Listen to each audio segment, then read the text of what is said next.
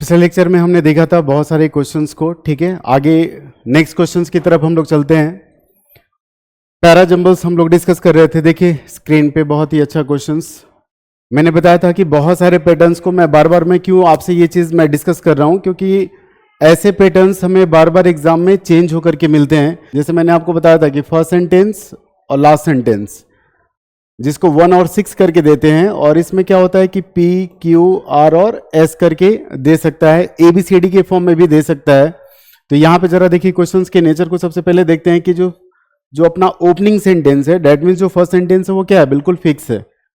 ठीक है, और लास्ट वाला जो सेंटेंस है वो क्या है, 6 में क्या लिखा है, that few realise their source. That means क्या कि जो अपना जो ओपनिंग सेंटेंस है और क्लोजिंग सेंटेंस है, ये दोनों के दोनों सेंटेंस क्या है, बिल्कुल फिक्स है। इसमें कहीं से हमें बहुत ही ज्यादा दिमाग लगाने की जरूरत नहीं है। हमें क्या करना है, हमें फर्स्ट सेंटेंस का अगला स्टेटमेंट हमें फाइंड आउट करना होगा। डेट मीन्स हमें क्या करना होगा, पेयरिंग लगाना होगा। हमें सेंटेंस के बीच में क्या होगा, कनेक्शंस को फाइंड आउट करने की जरूरत है। ठीक है, तो आइए जरा देखते हैं यहाँ पे क्या लिखा, the works of William Shakespeare, है ना। एक और चीज मैं यहाँ पे बताऊंगा कि वर्क्स लिखा है।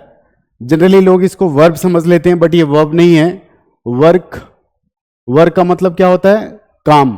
और अगर सपोज वर्क्स लगाया, एस लगा दिया, तो वर्क्स का मतलब क्या होता है, क्रिएशन। क्या होता है, इसको हम क्या बोलते हैं, क्रिएशन बोलते हैं। क्रिएशन का मतलब होता है कीर्ति, रचना।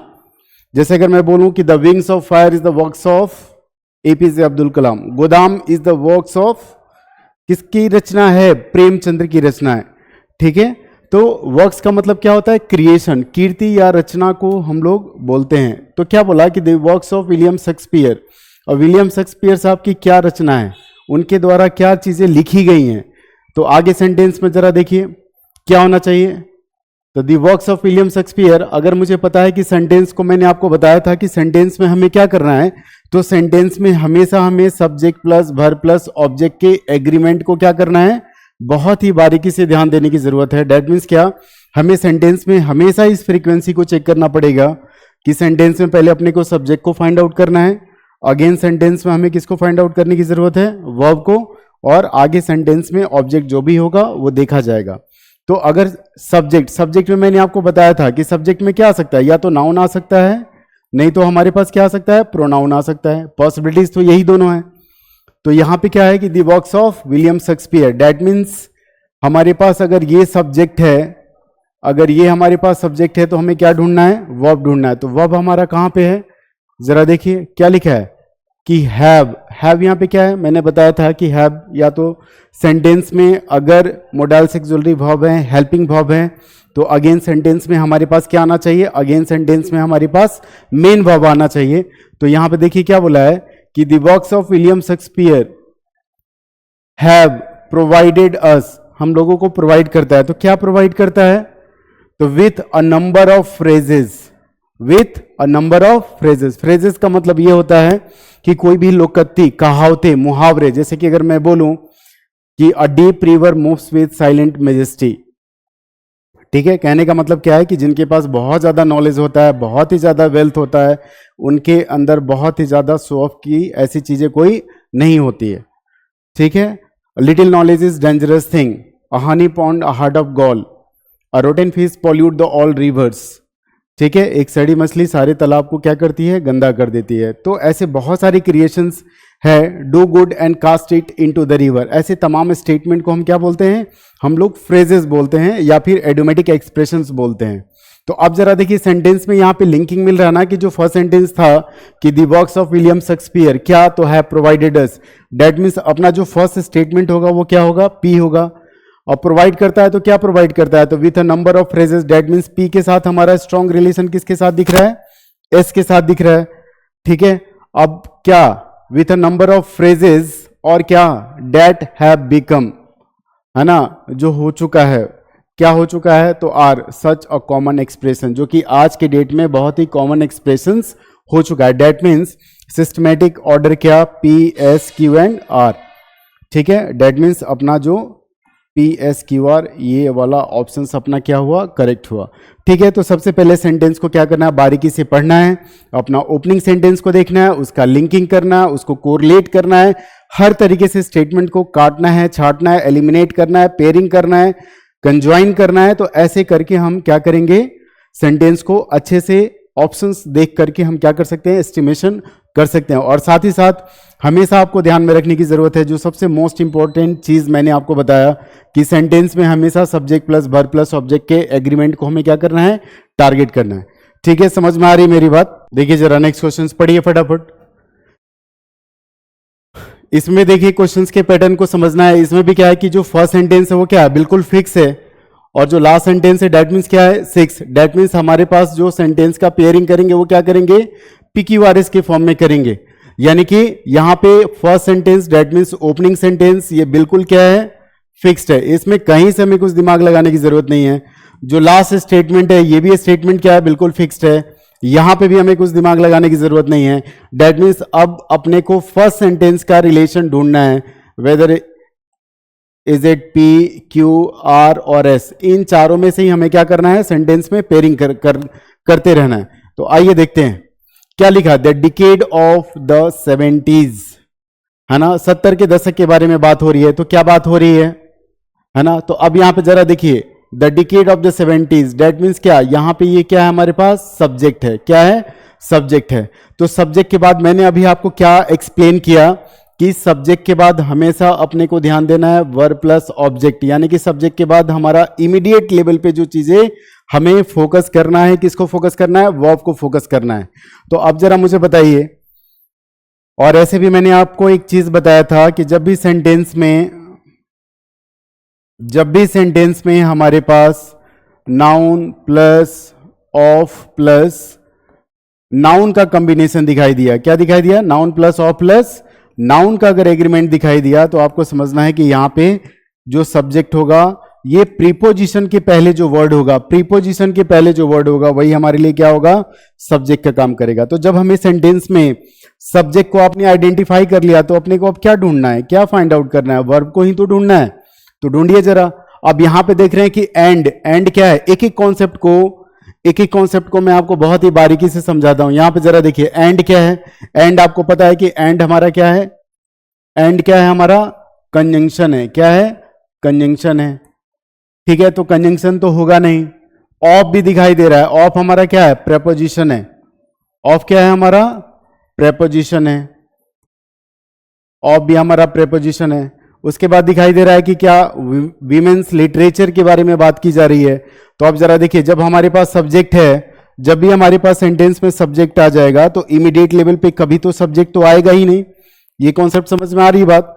सब्जेक्ट के बाद जब भी होगा तो क्या होगा, वर्ब होगा। सब्जेक्ट के बाद कभी भी इमीडिएट लेवल पे हमें सब्जेक्ट कभी भी गलती से भी इस चीज को पेयरिंग नहीं करना, और ऐसा ये ग्रामर में रूल्स भी नहीं है कि सब्जेक्ट के बाद इमीडिएट लेवल पे कभी भी सब्जेक्ट ही आपको मिलेगा। डेट मीन्स अब यहां पे क्लियर कॉन्सेप्ट बनता है कि यहां पे भी जरा देखिए, सौ बोले तो क्या, ये क्या है, वर्ब है। डेट मीन्स इतना मैं कंपल्सिव होकर के बोल सकता हूं कि फर्स्ट के बाद जो अपना नेक्स्ट जो स्टेटमेंट होगा वो क्या होगा, एस होगा।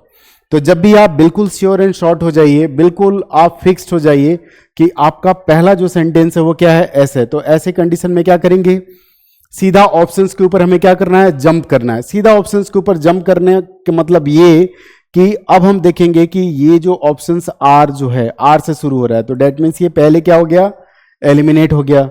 बी में देखते हैं कि क्यू से स्टार्ट हो रहा है, तो ये क्या हो गया, पहले एलिमिनेट हो गया। सी में देखते हैं कि यहां पी से स्टार्ट हो रहा है, तो ये पहले ही क्या हो गया, एलिमिनेट हो गया। डेट मीन्स इतना मैं फुल बिल्कुल 100% कंपल्सिव होकर के बोल सकता हूं कि D is the correct answer. अब जरा पेयरिंग भी चेक कर लें। मैंने बोला कि अपना एस है, तो एस के बाद क्या आना चाहिए, क्यू आना चाहिए, है ना। क्या लिखा, saw a growing acceptance. Growing acceptance, किसी चीज के बारे में यहाँ पे एक्सेप्टेंस के रिगार्डिंग बात हो रही है, उस चीज के बारे में स्वीकृति दी जा रही है, एक्सेप्टेंस दिया जा रहा है, किसके रिगार्डिंग बात हो रही है। तो फिर यहाँ पे देखिए क्या बोला है, एक्सेप्टेंस किसके बारे में, तो वीमेंस लिटरेचर एग्जिस्ट, यानी कि 70 के दशक में जनरली इस चीज को, है ना, ग्रोइंग एक्सेप्टेंस के बारे में बात कर रहे हैं, उस चीज को एक्सेप्ट किया जा रहा है कि वीमेंस लिटरेचर भी उस समय क्या था, एग्जिस्ट कर रहा था। है ना, वहां पे भी विमेन्स लिटरेचर के एग्जिस्टेंस के बारे में बात कर रहे हैं। और अगेन जरा देखिए, आर तो हो ही गया और बचा क्या, पी। तो पी में क्या लिखा है, and is a proper field of study. और ये एक पर्टिकुलर फील्ड था स्टडी करने का, यानी कि इसके बारे में भी हमें पढ़ने का बहुत ही ज़्यादा अपॉर्चुनिटी मिलता है। और ये चीज़ें विमेंस लिटरेचर 70s के दशक में, 70 के दशक में ऑलरेडी चीज़ें एग्जिस्ट कर रही थी। और ये ग्रोइंग एक्सेप्टेंस के बारे में बात किया जा रहा है, उस समय काफ़ी ज़्यादा फ्लोरिश भी हो रहा था। और ये चीज़ एक पर्टिकुलर एक फील्ड है किसका, तो स्टडी के पॉइंट ऑफ व्यू से एक प्रॉपर फील्ड था। ठीक है, समझ में आ रही बात। दैट मीन्स क्या, हमें सेंटेंस में क्या करना है, पेयरिंग करना है, एलिमिनेट करना है, सेंटेंस को कंज्वाइन करना है, कोरिलेट करना है, और ऐसे ही हमें क्या मिलता रहेगा, आंसर मिलता रहेगा। ये तो बहुत ही सिंपल है। देखिए जरा, ऐसे क्वेश्चंस अभी तक हमने देखा कि जो फर्स्ट सेंटेंस था वो क्या था, बिल्कुल फिक्स था। ठीक है, और लास्ट सेंटेंस भी क्या था हमारे पास, बिल्कुल क्या था, फिक्स था। दैट मीन्स अभी हमने ये पैटर्न पे हम सॉल्व कर रहे थे। अब यहां पे क्या है, अब हमारे पास ऐसा पैटर्न नहीं है। अब हमारे पास सिंपल पैटर्न क्या है, sentence P Q R S के फॉर्म में दिया है। That means P Q R और एस के फॉर्म में दिया है। ठीक है, तो अब पी क्यू आर एस के फॉर्म में दिया है। दैट मीन्स वेल अंडरस्टूड है कि अब हमें इन्हीं चारों में क्या करना है, ओपनिंग, क्लोजिंग और कनेक्टिविटी को फाइंड आउट करना है। ठीक है, तो क्या लिखा है, पी में क्या लिखा है, that he already has. Already has क्या, कुछ रिलेशन पता ही नहीं चल रहा है। बाइंग थिंग्स, है ना, किसी चीज को खरीदने के बारे में बात हो रही है। बोला है कि दैट रिच मैन। अब यहां पे जरा देखिए, मैन यहां पे क्या है, नाउन है। नाउन के पहले क्या, एडजेक्टिव। तो नाउन प्लस एडजेक्टिव, तो यहां पे भी ये क्या बना देगा, यहां पे भी ये क्या फॉर्म कर रहा है, सब्जेक्ट। तो अब हमें सेंटेंस में क्या मिल गया, सब्जेक्ट मिल गया। सब्जेक्ट में हमारे पास क्या है, आ रहा है। दैट मीन्स अपना जो ओपनिंग सेंटेंस है, ओपनिंग सेंटेंस बोलिए या फर्स्ट सेंटेंस बोलिए, फर्स्ट सेंटेंस अपना कौन हुआ, आर हुआ। तो जब फर्स्ट सेंटेंस आर हुआ तो अब हमें क्या ढूंढना है, दैट रिच मैन। सब्जेक्ट के बाद हमें क्या चाहिए, सब्जेक्ट के बाद क्या चाहिए, वर्ब चाहिए। तो वर्ब कहां पे लिखा है, जरा देखिए, गोज ऑन। गोज ऑलरेडी ये क्या है, वर्ब है। दैट मीन्स अब जरा यहां पे देखिए, आर के साथ हमें क्या मिल रहा है, स्ट्रॉन्ग कॉम्बिनेशन मिल रहा है, किसका, एस का। तो आर और एस का यहां पे क्या कर सकते हैं, बहुत ही अच्छे से पेयरिंग कर सकते हैं। अब क्या क्या बोला है कि गोज ऑन, किस चीज के लिए, तो बाइंग थिंग्स, चीजों को खरीदने के लिए बात हो रही है। और फिर लास्ट में जो बचेगा ऑलरेडी अपना जगह लेगा, दैट ही ऑलरेडी हैज। कहने का मतलब ये है कि जो धनी लोग होते हैं, जो रिच मैन होते हैं, वो जनरली चीजों को खरीदते हैं, चीजों को खरीदने के लिए जाते हैं। कैसी चीजें, तो जो ऑलरेडी उनके पास पहले से अवेलेबल है। तो ये तो बहुत ही सिंपल स्टेटमेंट था। दैट मीन्स क्या, आर एस क्यू और पी, ऐसे हम क्या कर सकते हैं, बहुत ही अच्छे से पेयरिंग सेंटेंस में कर सकते हैं और आंसर भी हमें मिल सकता है। देखिए जरा, बहुत ही सिंपल सा क्वेश्चन है। पढ़िए जरा, यहां पे क्या लिखा है। यहां पे क्वेश्चंस का नेचर आपने देखा होगा कि अभी तक हमने दो पैटर्न देखा, एक ये तीसरा पैटर्न। अभी मैं पैटर्न भी बात कर रहा हूं, क्यों बात कर रहा हूं, क्योंकि एग्जाम्स में कई बार हम क्या बोलते हैं कि क्वेश्चंस का पैटर्न चेंज कर दिया था, ऐसा कर दिया था, वैसा कर दिया था। ऐसा कुछ नहीं होता है। अगर हमारे पास बहुत ही अच्छा अगर कॉन्सेप्ट है तो उस चीज को हमें सॉल्व करने में कोई भी परेशानी, कोई भी दिक्कत नहीं होगी। तो यहां पे दैट मीन्स क्या, जो फर्स्ट सेंटेंस है वो ऑलरेडी हमारे पास क्या है, फिक्स्ड है, पहला फिक्स है। उसके बाद जरा देखिए, पी क्यू आर एस के फॉर्म में दिया है फॉर्मेट हमारे पास, पी क्यू आर और एस के फॉर्म में। दैट मीन्स अब हमें फर्स्ट सेंटेंस का क्या करना है, पेयरिंग फाइंड आउट करना है किसी भी सेंटेंस के साथ। और लास्ट सेंटेंस यहां पे मेंशन नहीं है, यानी कि फर्स्ट सेंटेंस तो ऑलरेडी दिया है, लास्ट वाला इसी में से कोई ना कोई होगा। तो आइए जरा देखते हैं। देखिए फर्स्ट सेंटेंस, द कलर, तो कलर की यहां पे क्या है हमारे पास, क्या है बोलिए ना, सब्जेक्ट तो है। अब जब सब्जेक्ट मिला तो अब हमें क्या करना है, वर्ब को फाइंड आउट करना है। देखिए जरा कहां पे है वर्ब, पहचानिए। ठीक है, लेफ्ट द मनी। ठीक है, अब यहां पे जरा देखिए, जब सब्जेक्ट मिला, ऑन यहां पे प्रेपोजिशन है। ऑन क्या है, प्रेपोजिशन है। मैंने क्या बोला था, बार बार वही कॉन्सेप्ट को हमें टारगेट करते रहना। और जब भी आप पैराजंबल सॉल्व कीजिए, मैंने पिछले लेक्चर्स में बहुत ही अच्छे से आपको कुछ लॉजिक बताया था, वो सारे के सारे रेंडमली आपके माइंड में क्या होना चाहिए, सर्कुलेट होने चाहिए। ठीक है, तो प्रेपोजिशन से कभी स्टार्ट हो नहीं सकता है। सब्जेक्ट के बाद अपने को क्या चाहिए था, वर्ब चाहिए था। तो हमें नेक्स्ट टारगेट क्या है, वर्ब ही ढूंढना है। यहां पे क्या बोला, लेफ्ट, लेफ्ट दैट मीन्स अब ये क्या है, वर्ब है। अभी देखिए सेंटेंस, चलिए यहां पे बहुत ही छोटा, लेकिन कई बार ऐसा भी होता है कि कई बार पूरा का पूरा स्टेटमेंट लिखा होता है और हम बहुत ही अच्छे से क्लियर से आइडेंटिफाई नहीं कर पाते हैं, लेकिन सब्जेक्ट प्लस वर्ब के एग्रीमेंट पे हम क्या कर सकते हैं, सेंटेंस को अच्छे से आइडेंटिफाई कर सकते हैं। तो इतना तो मैं बिल्कुल बोल सकता हूं कि अपना जो ओपनिंग सेंटेंस होगा ये तो फर्स्ट है, फर्स्ट के बाद क्या होना चाहिए, क्यू होना चाहिए। और क्यू में बोला है कि लेफ्ट द मनी, ठीक है, लेफ्ट द मनी यानी कि यहां पे पैसे है ना उसने छोड़ दिए, कहां पे, तो कहां पे छूटा होगा भैया पैसा उसका, तो ऑन द डेस्क। तो क्यू के बाद क्या होगा, पी होगा। अब जरा देखिए बिल्कुल श्योर एंड सर्टेन अगर हो गए कि क्यू के बाद क्या होगा, पी होगा, तो सीधा कहां पे अपने को जंप करना है, सीधा अपने को जंप कर जाना है कहां पे, ऑप्शंस के ऊपर। अब हमें देखना है कि क्यू के साथ पी का रिलेशन कहां कहां पे दिख रहा है। यहां पे देख रहे हैं कि क्यू के बाद आर का रिलेशन दिख रहा है, तो ये पहले एलिमिनेट हो गया। उसके बाद यहां पे देख रहे हैं कि क्यू के बाद कोई ऑप्शंस है नहीं, तो ये पहले एलिमिनेट हुआ। सी ऑप्शंस में देखते हैं कि हमारे पास क्यू के साथ पी का रिलेशन दिख रहा है, ठीक है, और डी में भी दिख रहा है क्यू के साथ पी रिलेशन, दैट मीन्स ये ए और बी तो पहले एलिमिनेट हो गया। अब क्यू और पी दोनों कॉमन है, अब ढूंढेंगे कि पी के साथ आर होगा कि पी के साथ क्या होगा, एस होगा। अब इसमें हमें क्या करना है, बहुत ही अच्छे से पेयरिंग फाइंड आउट करने की जरूरत है। अब देखिए जरा, पी के साथ पहले आर को ढूंढते हैं, पी के साथ आर ऑन द डेस्क, और फिर बोला है कि इन द सेफ, ये कुछ इलॉजिकल सा लग रहा है, ठीक है। पी के साथ अब एस को ढूंढिए, तो on the desk which he should, अब ही किसके लिए यूज किया गया है, कलर के लिए यूज किया गया है, दैट मीन्स यहां पे हमें क्या मिल रहा है, उसका रेफरेंस मिल रहा है, ठीक है। तो रेफरेंस मिल रहा है, that means Q P S, और एक जो बच गया अपने पास क्या, आर, आर, तो दैट मीन्स ये ऑलरेडी अपना क्या करेगा, जगह ले लेगा। दैट मीन्स जो सिस्टमेटिक ऑर्डर है क्यू पी एस और आर, जब एक बार आप सॉल्व कर लीजिए तो सेंटेंस को बहुत ही सिस्टमेटिक ऑर्डर में पढ़ करके इसको क्या कर लेना है, एनालाइज कर लेना है। क्यों, ताकि इसका जो मीनिंग है बिल्कुल सटीक और सही जा रहा है या फिर नहीं जा रहा है।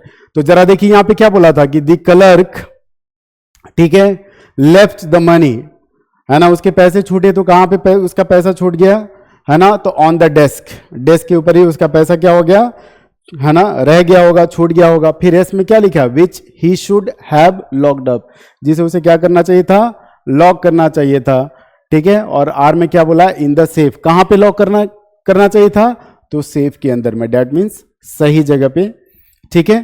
तो दैट मीन्स कहने का मतलब क्या है कि जब भी हम पैराजम्बल्स को हम सॉल्व करेंगे, सेंटेंस में हमें पेयरिंग ढूंढना है, कनेक्टिविटी ढूंढना है, सेंटेंस को एलिमिनेट करना है। अगर एक पेयरिंग मिल गया तो सीधा हमें कहां पे जंप करना है, ऑप्शंस में। तो हर तरीके से सेंटेंस को हमें बार बार एनालाइज करना है और तब जाकर के हम मीनिंगफुल एक सिस्टमेटिक ऑर्डर पे हम पहुंच पाते हैं, जिसको इसीलिए तो इसका नाम रख दिया गया क्या, पैराजम्बल्स और ऑर्डरिंग ऑफ द सेंटेंस, या रीअरेंजमेंट भी इसका हमने नाम रखा गया है कॉम्पिटेटिव एग्जाम्स में। समझ में आ रही बात, ठीक है। थैंक यू, जय हिंद।